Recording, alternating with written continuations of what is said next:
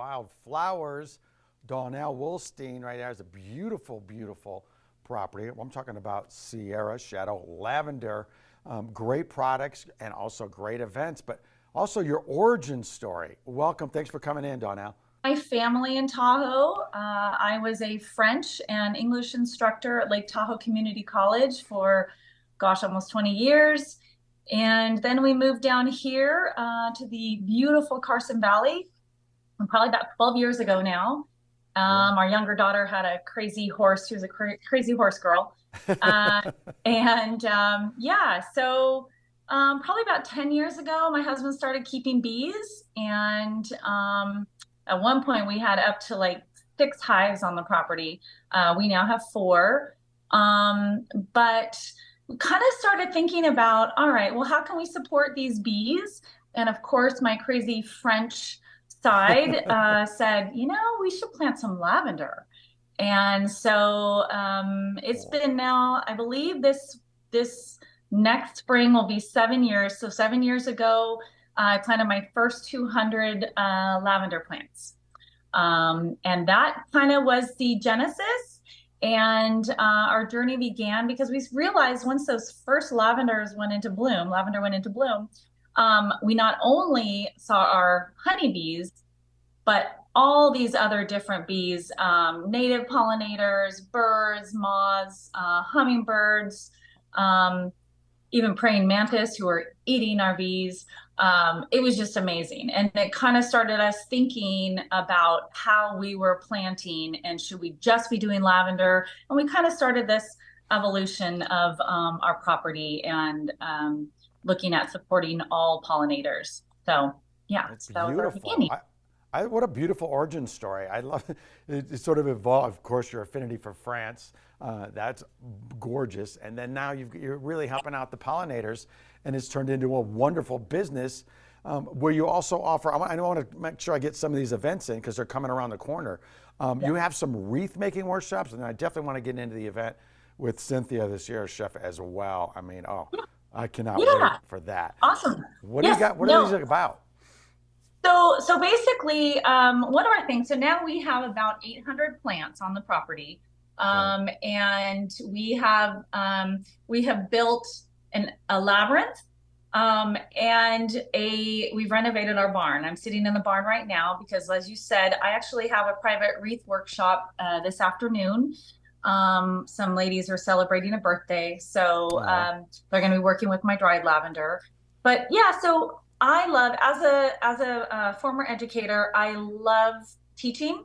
And so always, so my focus in this agritourism type of business here, I like to get people out. We tour the lavender, we talk about the pollinators.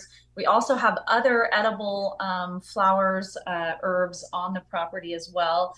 And so that's a little piece of it. And so then they come back in here. We do private events.